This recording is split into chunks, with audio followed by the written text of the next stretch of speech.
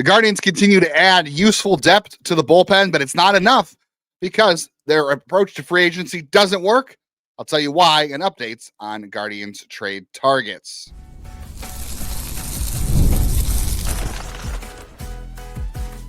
You are Locked On Guardians, your daily podcast on the Cleveland Guardians. Part of the Locked On Podcast Network, your team every day. Welcome on in, Guardians fans. What's going on? Welcome to another edition of Locked On Guardians, our favorite half hour of the day. Hope it's yours as well. Thank you for hanging out with us. It's the only daily podcast that covers your team every day, from the majors, the minors, the draft, and everything in between. Part of Locked On Podcast Network, now the number one sports podcast network. I'm Justin Lada, one of your two co-hosts for the last 3 years. If you're new here, my friend and co-host Jeff Ellis, who's off today. I've also spent 18 years covering the Guardians minor league system as a prospect writer and editor. Shout out to all the everydayers, and shout out to you for being here on a cold, wintry, snowy day in Northeast Ohio and making us your first listen day and every day, whatever it is you get podcast. Shout out to all you insiders as well. Got a lot to cover on today's show, so let's get right into it. We're going to break down the Guardians ABS challenge strategy, how they're going to use it, and which hitters we think should have the green light. We'll take into the Guardians' free agency approach, why it keeps missing a real impact talent, what needs to change, as well as trade talk Thursday on a Friday. And we start with Cleveland's newest signing, Colin Holderman, why he's good depth, but not the answer. Today's episode of Locked On Guardians brought to you by our friends over at Game Time. Download the Game Time app, create an account, use code LOCKEDONMLB. That's going to get you $20 off your first purchase.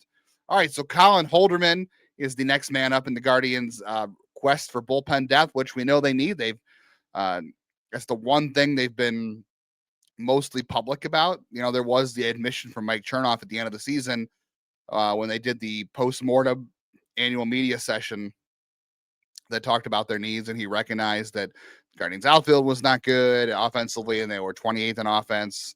So they were clear about it back then, but there hasn't really been a whole lot since, other than Chris Antonetti saying, well, we're trying to balance, you know, what we have versus who would bring in, who that would block. We'll talk about that in the second segment. But the one area they were at least clear about at the winter meetings and have been was they needed to add bullpen depth, and they've been doing that. So we go back a couple weeks to Connor Brogdon.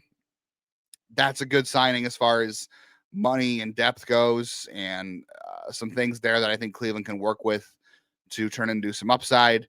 And then they drafted Peyton Palette this week in the Rule 5 draft. I think that's also a good pickup, somebody they can mold a little bit and help develop and stash pretty easily. And now we have Colin Holderman, a 30-year-old right-hander, former 9th-round pick in the Mets, traded to the Pirates a couple of years ago. He gets a one-year deal worth $1.5 million. The nice thing about this signing for Colin Holderman is that not only is he coming cheap, which, you know, we love and the Guardians obviously love, he's got 2 options left. So he can be optioned down this season and next season up to 5 times. And he's got 3 years of team control. So the Guardians have him through 26, 27, and 28. That is extremely valuable as well. He is the reason he's available so cheaply is because he's coming off some injuries last year where he wasn't good. His ERA was over 7. The guy whose whip has always been very high. He walks a lot of hitters. So control's never been a strength for Colin Holderman. By the way, great pitching name, Colin Holderman, since we have holds as a stat, which, by the way, he has 52 career holds. He had 27 in 2023 and 21 in 2024. Not quite as good a name as Josh Outman, but, you know, certainly a better name than I think someone in our comments, I think it was Disc Golf Dom, said better name than Grant Balfour. So we'll take that. But Holderman was not good last year. And the big reason for him why he wasn't good last year, we think has to do with injuries. He had a thumb issue, and he also had a knee issue that kept him limited to 24 games with horrendous stats. His sweeper regressed big time. This was a guy whose sweeper in 2024 had a 202 weighted on base average. If you're not familiar with weighted on base average, it basically weights doubles, triples, and homers, singles, walks, all the ways you can get on base, but it gives more weight to the best outcomes. So home run is good, triple is a little bit less good, double, and so on and so forth. Somewhere in the 320 range, WOBA is good, I would say. So hitters had a 202 WOBA against his sweeper in 2024. It was 483 this year. It had a 216 expected weighted on base average, which is basically what launch angle and exit velocity, barrels, they consider all that, and like the what should have happened. It was 216 a year ago against the sweeper. This year it was 366. So he was very bad. Still gets plenty of chases. Normally he's been a guy who gets, a moderate amount of whiffs, not a ton, but pretty good, a solid amount. Probably should have more based on his walks. He probably needs to equal that out.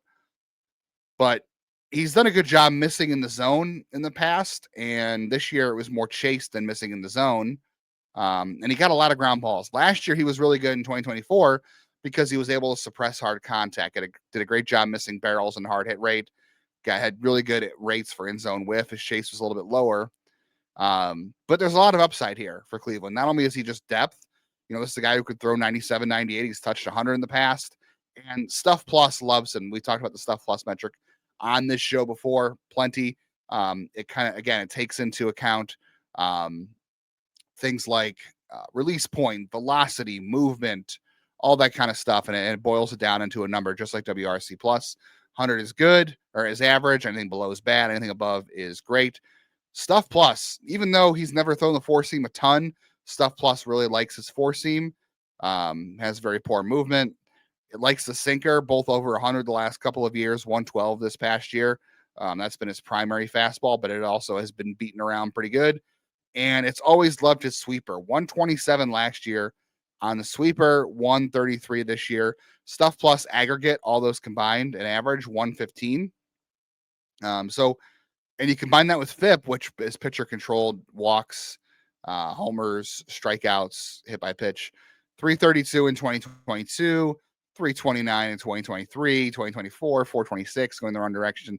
Last year, 586. I think Cleveland could really help him, though, optimize his pitch mix, get back to the better sweeper, which had more vertical break on it than it did previously, probably due to the thumb injury, if I had to guess. So if he's healthy, I think they can do more with him, getting him back to, 23, 24 levels. Sweeper is really good. Fastball, needs a lot of help. I think Cleveland is the right organization for him. And if he stinks, you can move on from him because you're only paying him $1.5 million, and you can option him to AAA, which is really important to have. So I like this. Really, his sweeper kind of makes him a righty-only guy at this point. So kind of replaces Jake Junis on the roster, I would say, because he's historically not been great against lefties and even in his good years. So I think he's kind of a righty matchup guy, which is fine. And it's really nice to have this solid depth in terms of Holderman, Peyton Palette, Connor Brogdon, but they don't have a high leverage arm still to go with Gaddis and Smith. This does not replace the reliability they once had with the closer who will not be named on the team, where you can move Cade Smith into the fireman role and Gaddis could pitch the seventh, and you still have, depending on how consistent they can get guys like Sabrowski and Heron to be, you do have Andrew Walters coming back, but he's not a guarantee because he was hurt last year, but hopefully he's a big name in this bullpen. We would love that if that was the case. And then, you can't count on Franco Aleman and Daniel Espino, and we don't even know what role Espino is going to have. They're supposedly going to talk to Espino in spring training to tell him to go through what is the best course of action for him for his career next year. You have Matt Festa, who is solid too, who proved a lot last year.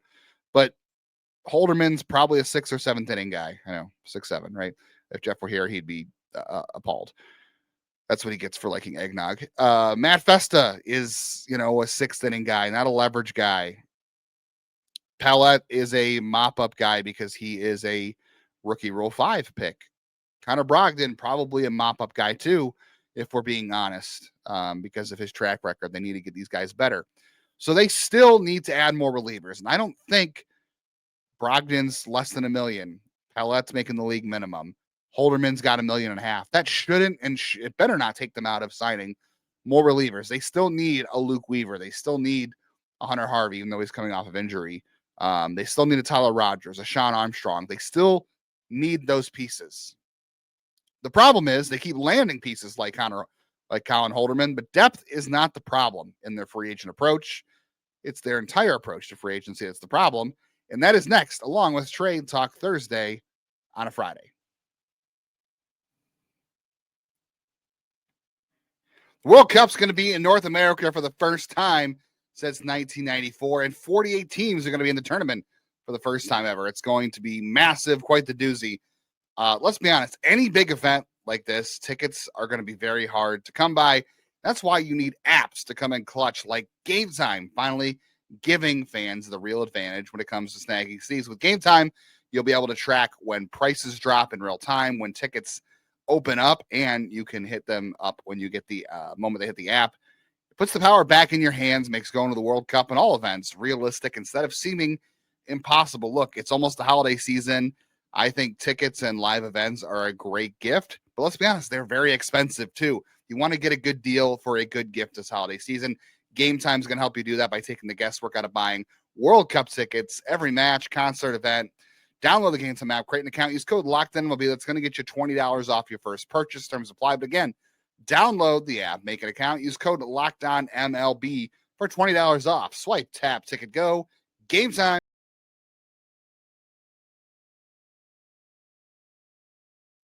Appreciate all of you being here and making Locked On Guardians your first listen of the day. And thank you for making Locked On Guardians, the Locked On Network, the #1 sports podcast network. We know that you are living your team, your Cleveland Guardians, every day. Take it up a level. Go ad-free with the show. Join the Everydayer Club and get Locked On Guardians with no interruptions. Access to a members-only Discord that we're hanging out in. All the Locked On hosts are there. Other fans are there as well. And more for $5 a month or $50 a year. Go to LockedOnGuardians.supercast.com or check the link in the show notes to learn more. All right, the Guardians' strategy to free agency. Let's be honest. It sucks. It's not fun. And it's not working. They are too rational. They are too risk averse. And rational teams do not win in free agency. It's not a strategy. And reminded me of this when I saw people retweeting the quote from Andrew Freeman from, I don't think this was 13 years ago now. And it's, if you're rational about every free agent, you'll finish third on every free agent. And I can't think of a team that plays this better than Cleveland. So what? That takes them out of Jorge Polanco, probably, who I think would be a good fit at second base for this team, because he's looking for 2 or 3 years. And I can imagine Cleveland's probably thinking they want a 1-year deal because they've got Bazan and they've got Brito, and that's all fine and well. That is all fine and well. I hope it doesn't take them out of Robert Refsnyder, because he does fit some of their needs, even though there's going to be competition for him and he's going to want a 2-year deal. And it's not all their fault.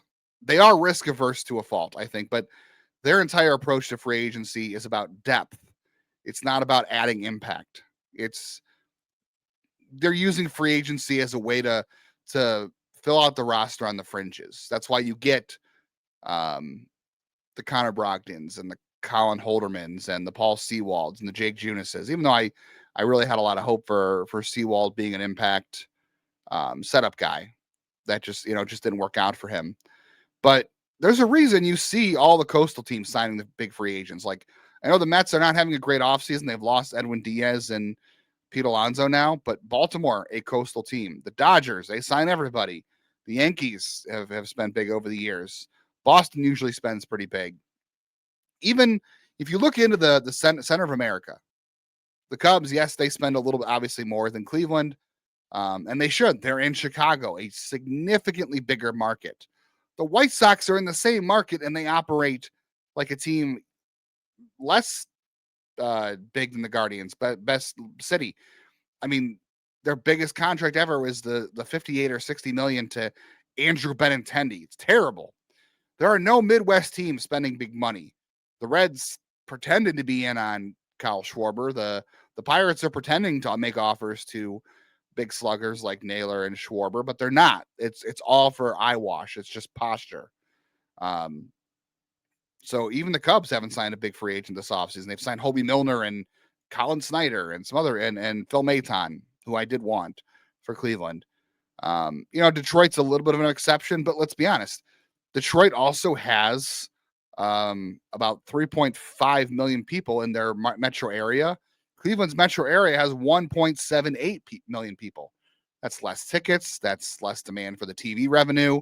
The last TV revenue contracts I could find showed that Cleveland only got $5 million less than Detroit. So maybe it's not that big as we think, but they do have a larger media district area. So the problem for the Guardians, though, is they never push past their internal valuation, which I understand. You want to understand exactly where you stand when you go into negotiations. You want to know, here's what we're willing to offer. Here's how far we're willing to go. If it gets past this, we're not comfortable. I've been reading a book by Ned Colletti, who is the ex-Dodgers GM. Really good book, by the way, called The Big Chair. It's a little bit older now. It's about 5 years, 6 years old, but it's a good book. And he talks about how they work in free agency and all the things he wanted to come to the table with. Cleveland is very similar, even though they were the Dodgers, but that was because they were under an owner that was going through a divorce and bankruptcy at the end. But Cleveland only spends in free agency on depth. They went out and made some, we're not going to talk about the Edwin thing because that was a once in a blue moon. You get Carlos Santana last year, who was 39 and declining. But this pattern is something they do yearly. Lane Thomas, he got $5.25 million. I know I'm going to mention him here. Got $5.25 million from the Royals for 1 year. I do think that price is too risky for Cleveland, given that Lane Thomas has an injury history, and they've already got an outfield that is full of injury histories. You've got DeLauder, who's made of glass, Valera, who is, I don't know if there's anything that's even more fragile than glass at this point. Might as well be the leg lamp, Fragile. And Stephen Kwan's got his own durability concerns. So you can't, I've been saying all along, you can't afford to have Lane Thomas back and bank on those guys as your outfielders, because chances are all those guys are not going to play a full season. They're just not. So I actually like the Guardians not going and spending over $5 million on Lane Thomas, given his injury history. But they should still be signing an outfielder, because DeLauder, I think you want to have at bats for DeLauder every day. You got to keep him healthy. So I think you want to make sure you're not overplaying him, not overexposing him, but you definitely want to, get him the majority of the at bats if he can play. Kwan, same thing. I'm not as concerned about Valera, and I know Nolan Jones exists, but he's also super cheap, and I don't want, him in right field if Valera goes to AAA and isn't able to play every day or isn't the guy.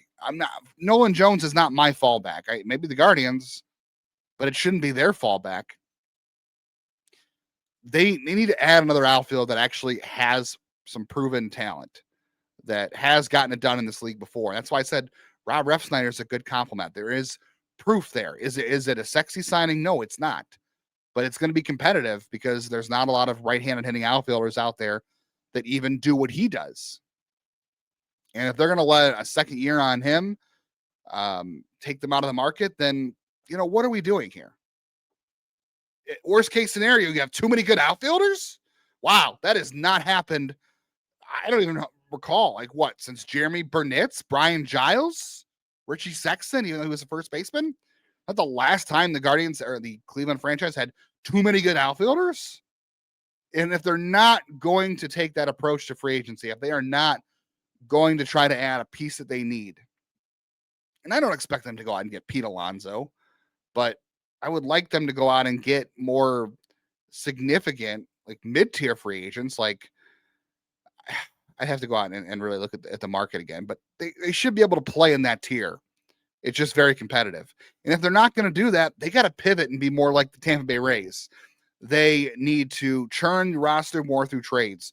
When guys get to 2 years left, they have to be traded. You have to restock the pipeline. If you're not going to spend in free agency, you got to make sure the bottom of your roster has more cheap, young, upside talent. If you're not going to hang on to those guys, if you're not going to play in free agency, you need to fork out the money for earlier extensions. You have to be, I know they were aggressive with Andres Gimenez. It didn't work out. That shouldn't stop them from doing it. They just need to be smarter about it.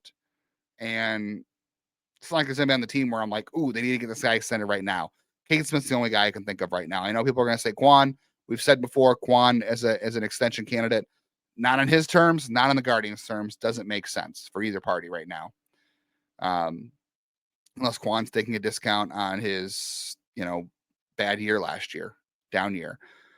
They do need to take some more risk. We talked about that before. But get earlier extensions, turn the roster over if you're not going to spend in free agency.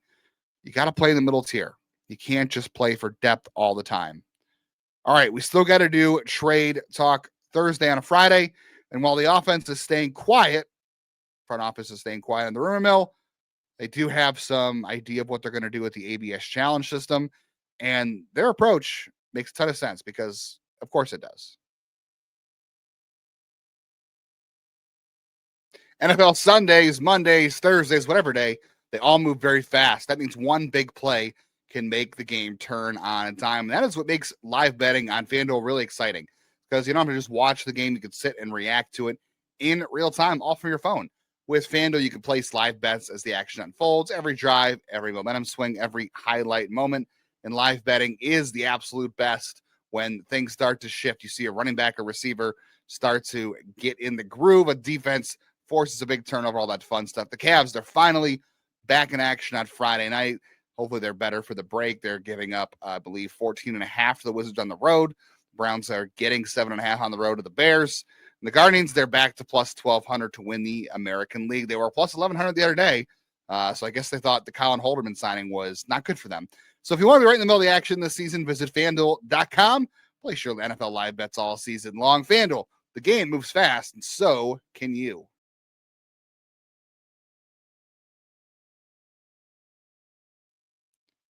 Keep up to date all off season long with the Guardians, whether they make any moves or not. We'll break it all down for you by hitting, if you hit the bell on YouTube, you would have gotten notification when I posted my reaction video to the Colin Holderman signing, which honestly, who is giving you a 2 or 3 minute video on Colin Holderman within the first 5 minutes of the signing? Nobody else is. So hit the bell on YouTube for things like that, as well as notifications when episodes go live or when we decide to have a live show when the Guardians make a bigger move than Colin Holderman or Connor Brogdon. And if you auto download the podcast on your favorite audio streaming platform, you can take us with you wherever you go. Always catch up on the latest episode, even if you're behind a couple of days because it's the holidays or you're paying attention to other sports. When you're out there walking your dog or you're at the gym or driving to your Christmas shopping or your Christmas destination, we'll be there for you. All right, let's talk trades here for a little bit. We did not get to any trade talk Thursday updates because of the Rule 5 draft and some other news going on, but let's check in with some other targets here. Brendan Donovan, there's a lot of competition there still, it looks like, and that's due to the lack of options on the market, his versatility, his price, his control. Again, this is going to be an area where Cleveland, I said, if you're too rational on free agents, you're always going to finish third. Well, it's going to be the same thing with trades. If you're too rational on trades like this, you're going to finish probably second or third. And Brendan Donovan's not like a major impact bat where I'd be like, okay, push a little bit harder, take the risk, because he's a nice upgrade for the lineup, but he's not an impact guy. So I can understand maybe that's the area where you say, okay, we can be a little more stringent on where we stand with risks. Same with Nico Hoerner, who I've seen some Cubs beat writers say has been asked about in trades. Not a fit for the Guardians in terms of what they're looking for. There's not power there. Not a high on base guy in terms of walks, but he gets on base because he gets for a high average. He runs very well. He plays good defense at second, can play some short. They've said that doesn't mean that Hoerner will be traded, but Cleveland has had interest in Nico Hoerner before. He's got 1 year control left, and he can move him between second and short if you need to. So that does help. And there's been dialogue in the past on Nico Hoerner. Carter Hawkins, their GM, is an ex-Guardians front office guy. So there is that. Keep an eye out for that. If things do develop, I did hear, Zach Meisel mention that Isaac Paredes is someone that Cleveland has touched base with or on.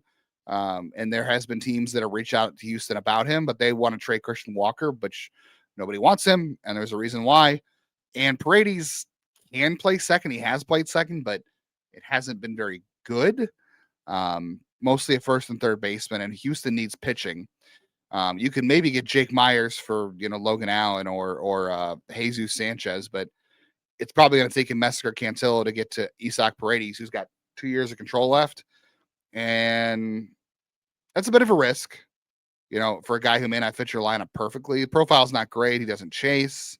The really one thing he does well is he has the launch angle sweet spot, which is he has a high percentage of the time hitting that sweet spot between, 15 and 30 or 29 degrees.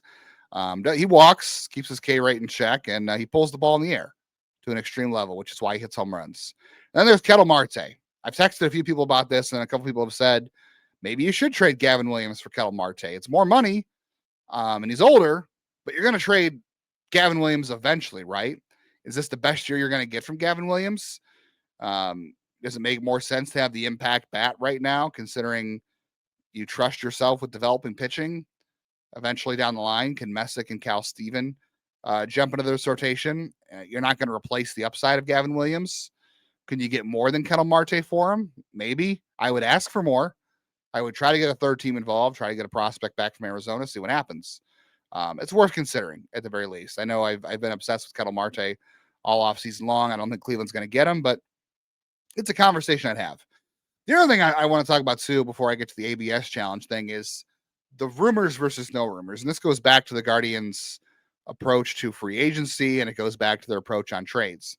And it's a reminder of where rumors come from, right? Agents usually are the ones spreading free agent rumors because it gets their client more money. It creates more interest. So when you see a reporter saying, well, so-and-so is checked in on this team, that's coming from an agent. When you get trades, so-and-so has called about this player to trade for. That's coming from teams saying, hey, this team has called us about X player. You're trying to drum up interest. You're trying to create competition. Not really hard to figure out. But Cleveland doesn't play those games. Like we talked about this so many times. You never read an article and say, well, Cleveland has contacted this team or Cleveland has negotiated with this free agent. Those articles aren't out there for the most part. Very, very minimal does that happen. Whereas you have Baltimore, who the other day talked about, we have money for 2 big splashes. That was before Pete Alonso. Today I read about the Twins being in the first base market for guys like Rhys Hoskins or Josh Bell. And they have an ex-Guardians president of baseball operations, Derek Falvey, over there. But Cleveland, they're quiet. They're controlled. There's nothing signaling to the market that they're working on this, they're doing that. If they do leak something, it's, to further their own leverage, right? Like anybody else would. And that's good. You're avoiding bidding wars, which is, I guess, good. That book I was reading, I told you about from Ned Coletti, talked about how they were negotiating with a free agent pitcher and told the agent, if this gets out to anybody, our offer's off the table. And I'd imagine Cleveland probably operates the same way, that they're probably, hey, if you leak this, we're taking our offer off the table. And that's good. So not negotiating against themselves in trades and free agency. I do respect that. I just wonder if that works. Does that work for Cleveland? I don't really know. They don't want to, the Blue Jays talking about who they're in on. They're signaling that they want to go out and get a reliever. Cleveland doesn't signal any of that. I don't know. Let me know what you think of their strategy. I'm not against it. Like, I understand why they do it. But that just signals that maybe it's just because they are not interested in anybody. Maybe that's why. All right, let's finish up today's show talking about the ABS challenge system. So I saw a tweet the other day from Anthony Castrovents before the Crypto Bros hacked his Twitter. Luckily, he's got it back. But we know that this coming year, we're going to have the ABS system where pitchers, hitters, and catchers can challenge a ball strike call. And the ABS system will make the final call. You get 3 per game. You can retain those challenges. And Anthony Cashevents' tweet said that a lot of teams' approach to this is that they're not going to let their pitchers challenge. It's going to be the catchers and sometimes the hitters. And the reason the pitchers won't do it is because they have they're too competitive, too much of ego. They're going to think every pitch should be a strike. And if you think about it, if a catcher's trying to frame a pitch, a pitcher is going to think, well, is a strike. So he's going to want to challenge it because he can be, if the catcher's trying to fool the umpire into framing it, he's going to fool the catcher or the pitcher too. So the Guardians more than likely are going to say catchers only. So that means Austin Hedges and Bo Naylor, David Fry, whoever else are going to be solely responsible for the challenges when the Guardians are in the field. When it comes to hitters, who's going to have the green light? It's going to be Kwan and Ramírez. Kwan every year is a guy who gets screwed by bad strike calls out of the zone. He knows the zone. So I'm pretty sure he's going to mostly have carte blanche in most situations. They're going to tell him to be, judicious about what he decides to challenge. Same with José Ramírez. Probably the same thing. Outside of that, I think they're going to tell guys to be conservative about how they approach this. Do it in big moments, runners on base, strike 3 calls, late in the game. Don't blow them early unless it's obvious. I would expect Kwan and Ramírez to pretty much have the green light to do it anytime they feel it makes sense, while still being a little bit, judicious of time and challenges left and all that stuff. But it makes total sense that they would have the catchers do it. It does add more responsibility to the catcher's plate to think about this really quickly, but I think it makes sense. You take the pitcher out of the equation, keeps him in rhythm on the mound. It doesn't let his mind stray away more than it already would from a bad call. But he doesn't get fooled by framing, doesn't let his competitiveness get in the way. Whereas the catchers, we'll see how it goes. I'll see who they lean on for the minors that knows what they're doing. All right, that wraps it up for today's show. Appreciate y'all being here. We did say next week we go back down to 3 days a week until spring training. So that means Jeff and I will record together for Monday shows. One of us will have a solo show on Wednesday, and one of us will have a solo show Friday. And in between, if any Guardians news pops up, we will also have an additional episode if that needs to happen. Hopefully it needs to happen, that they make a move and we need to get to you on a Tuesday or a Thursday, whatever it is. Also want to shout out real quick Paul Hoynes for making the Baseball Hall of Fame as the Platinum Pen Award, the Career Excellence Award.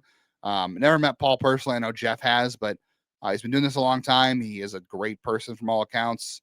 So, appreciate the work he's put in all these years and the reputation he carries as being one of the nicest guys in the business, and a business full of people that, frankly kind of stink sometimes. I've met a lot of these people, and not going to name names, but sometimes it's better, I'll say, not to meet your heroes all the time. Never heard a bad word about Paul Hoynes, the person. So congrats to him for his longevity and his personality and his award that he deserves. Thanks for tuning in today. Monday, Jeff and I will be back. We will talk about all the weekend news in Major League Baseball, if there is, and where the Guardians go next. Make sure you subscribe and follow Locked On Guardians to get all the latest episodes whenever day we do produce.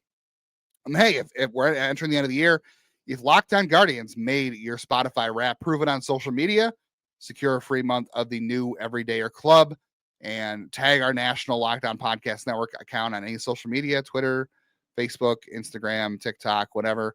If you tag them, they will get you a code, and you can be one of the first to join the Everydayer Club and get your favorite show ad-free and exclusive access to the members-only Discord. Thank you again for tuning in. Have a safe and warm weekend if you can.